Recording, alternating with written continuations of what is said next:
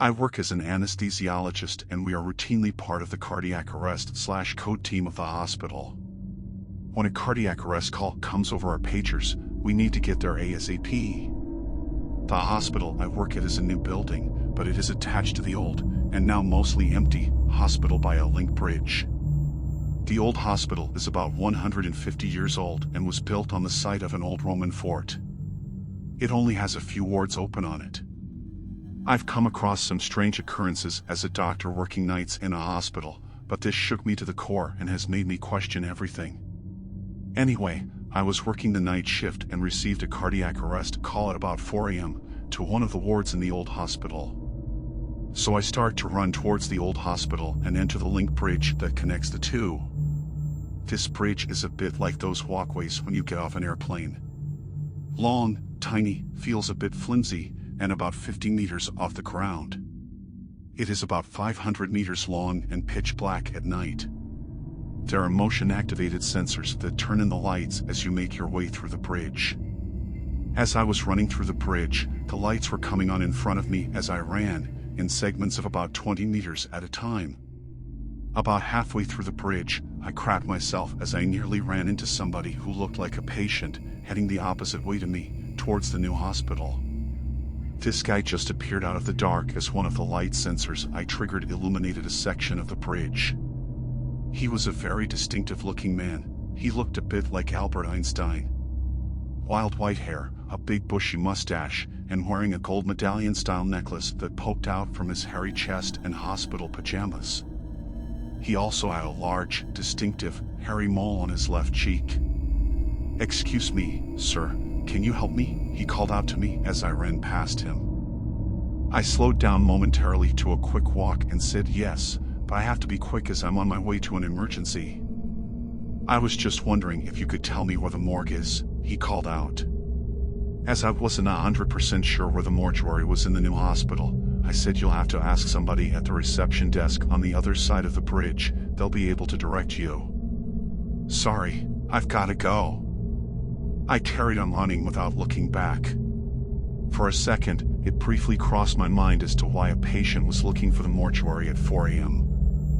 I didn't give it too much further thought and made my way to the ward where the cardiac arrest call came from. As I made my way onto the ward nurses were directing me to the patient bed space where the emergency was. Nurses had already started performing CPR. When I got there, to my absolute horror and disbelief, the patient in cardiac arrest was the same man I crossed paths with, going the other way on the link bridge. Same wild hair, the same bushy mustache, the same mole on his left cheek, the same hospital pajamas, and the same gold medallion poking out from them. Not look-alike, the same guy. Down to the pink fork cannula in his left hand, anesthesiologists notice things like that. We tried CPR for 25 minutes, but we could not get him back. I had crossed paths with his spirit on the link bridge and it was looking for the mortuary. It still gives me the heebie-jeebies when I have to cross it, especially at night. I have had some other milder paranormal encounters in the old hospital, which I'll save for another time. None that will be forever etched into my memory like that one.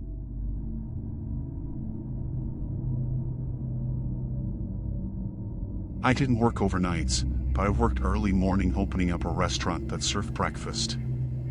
I had to get there at 5 a.m. every morning and I was usually there by myself for the first hour or so of the day. One morning I was opening and someone in a dark coat with a black hat walked behind me in the kitchen and went down to the basement without opening the gate for the stairs. At first, I thought I might have forgotten to lock the front door when I came in and one of the older people who would get there at 5:30 to wait for me to open the doors at 6 got in, that is until I hollered down and nobody answered. I went down to the basement cautious as fuck and nobody was there. I thought I was nuts and told no one about my encounter until my coworker told me about her experience opening by herself, with someone walking behind her in a black coat with a black hat going down to the basement without opening the gate to the stairs.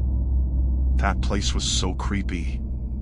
One time during a busy lunch rush, a stainless steel table lifted about 6 inches while a coworker and I were packaging up orders. We both looked at each other with big, terrified eyes, then continued what we were doing because we didn't have time to process as it was busy as fuck.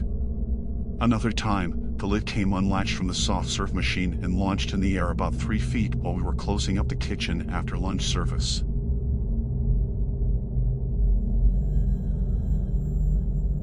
Worked the graveyard shift in a prison that was built in 1910. Saw many spooky things, chairs moving, doors slamming in admin areas, when admin staff was long gone, and of course the occasional self-doubt of is someone sitting/moving over there, when all inmates are locked in cells and sleeping.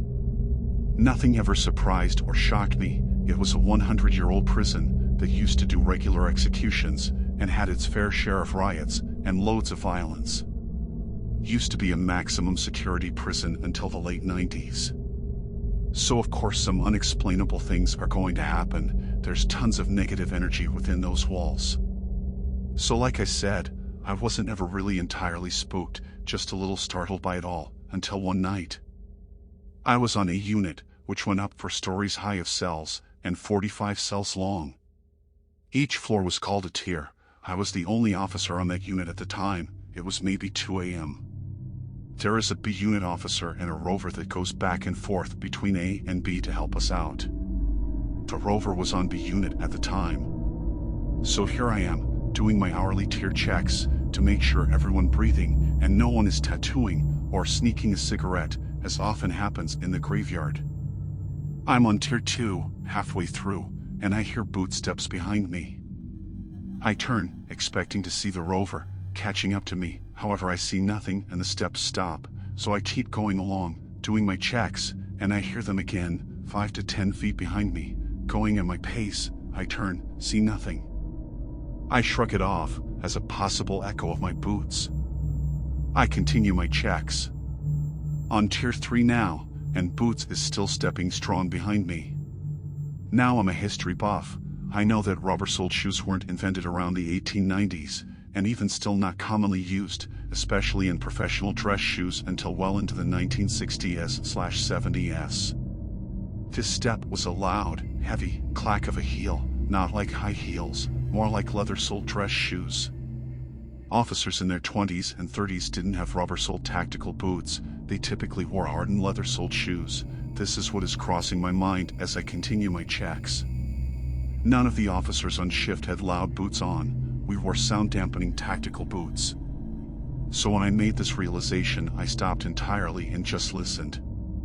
Click-clack, click-clack just a couple more times. Maybe 5 seconds of silence goes by, then click-clack, click-clack, click-clack. It gets fast and louder as if it's running towards me now. Click-clack, click-clack, click-clack, then boom, it stops almost seemingly right in front of me. I don't move a muscle as I am hearing this plain as day and yet seeing nothing.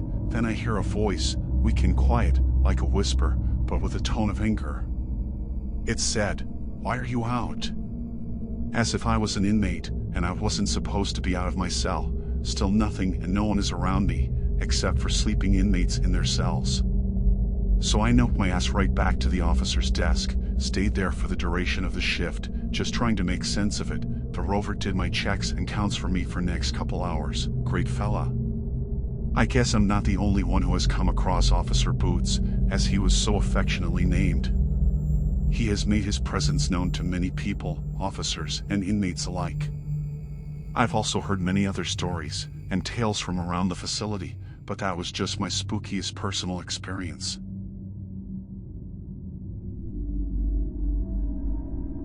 Alright, here goes. So the place I worked at before I left the state was an asylum for the mentally unstable. It opened in the 1800s. The land was once a Civil War fort. It still has the barracks that are an office now. So it's been there a bit. So I got lucky and pulled the patrol shift. So I'm in the car roaming the town of the Well because this place was huge. It had its own FD. So it's a little after midnight and I'm chilling in the car watching nothing but the dark basically when I suddenly get the call of nature. Now at the moment, it was just a mild knock, better ride up to the office and soon. I start to head that way when the mild knock turns into an urgent knock. I'm talking, sweating, and my brain telling me if I don't hurry my pants and the car seat is about to be full of shit. So I know that I can make it to the tower in time, but only if I hurry, so I flip the lights on and haul ass. Now at the time I'm not thinking about the creepy shit that happened last time, I just know time is of the essence, and if I don't hurry someone will be smelling my essence in the morning. I roll up to the tower, bail out, and run up the stairs. Get the door unlocked and go do my thing. Now in the tower, the toilet is wide open like a half shower curtain so you can still see out. So I can see easily there isn't a soul in the room with me. So I get ready to start the paperwork when I notice the little curtain move slightly. Whatever, just me, but I feel very on edge. It moves again. Okay, first time was me. This time it was a bit more distinct, almost as if someone pushed a hand into it. So needless to say, I'm now speed wiping. Like if there was an event, I would grab gold. I'm about done when suddenly I feel a hand grab my leg and pull. My foot shoots out and my milky white cheeks protest against the porcelain. I grab my light and look around just to make sure someone isn't playing a fucked up joke. Not a soul, no one there, but I know for a fact someone just grabbed and pulled my leg. I have never run downstairs so fast in my life. I refuse to go in that tower ever again.